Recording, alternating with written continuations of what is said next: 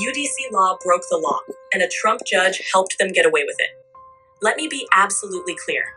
I now live with a permanent brain injury because my law school and a federal judge refused to follow the law. This wasn't a misunderstanding. This wasn't a policy dispute.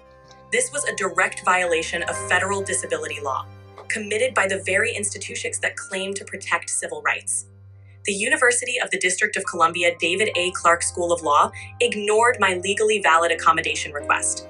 Then a federal judge, Carl J. Nichols, a Trump appointee, excused their misconduct by claiming that Department of Justice guidelines under the Americans with Disabilities Act aren't black-letter law.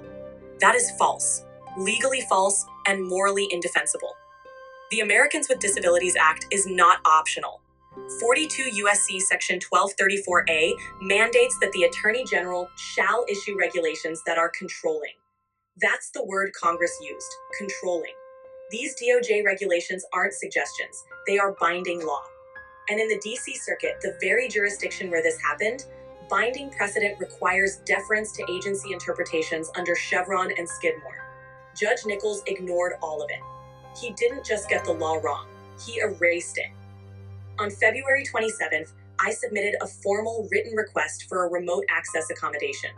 I cited my recent concussion and attached a doctor's note warning of the risk of permanent neurological harm.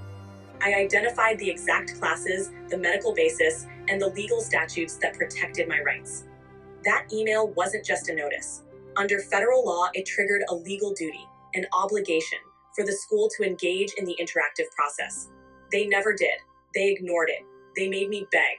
On March 6th, just as my doctor warned, I collapsed. That same day, I filed an emergency injunction. In real time, UDC Law's refusal to honor my reasonable accommodation request was already causing real, preventable harm.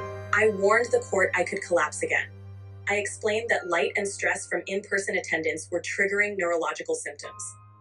On March 19th, I collapsed after class. On March 28th, I fainted again at the law school, just minutes before my emergency injunction hearing, which was held over the phone. I told the judge I had hit my head. I told him I couldn't remember how to mute my phone. I was slurring. I couldn't think. Despite the judge admitting my request sounded reasonable, despite catching the law school in a lie, claiming remote access was impossible when 2 of my professors had already allowed me to attend remotely, despite one of those professors being ready to testify and even filing a declaration proving the school was not telling the truth. The judge still refused to rule on my emergency motion. He didn't hold the school accountable. He blamed me. He said my request wasn't clear.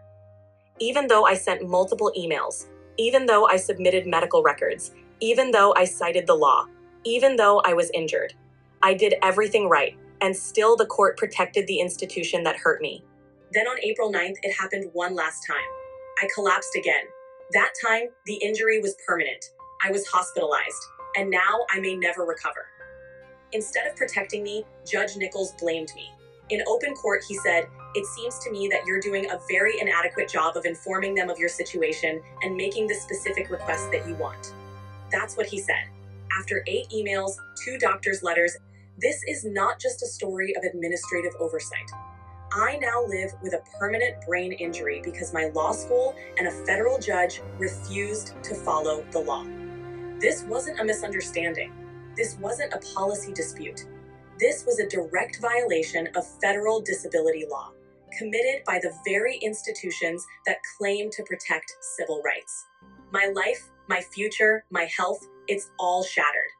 This isn't just my story. This is a warning. If a public law school can defy the ADA and face no consequences, if a federal judge can openly reject controlling legal precedent, then disability rights mean nothing.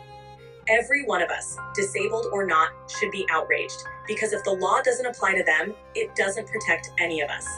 The ADA is supposed to be a shield, but in this courtroom, it was used as a trap. UDC Law broke the law. Judge Carl Nichols broke the law.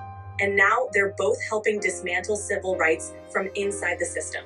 This isn't politics, this is life and death. And I'm speaking out because I won't let my injury be erased. I won't let the next student be silenced, and I won't stop until those responsible are held accountable. Because what happened to me should never happen to anyone.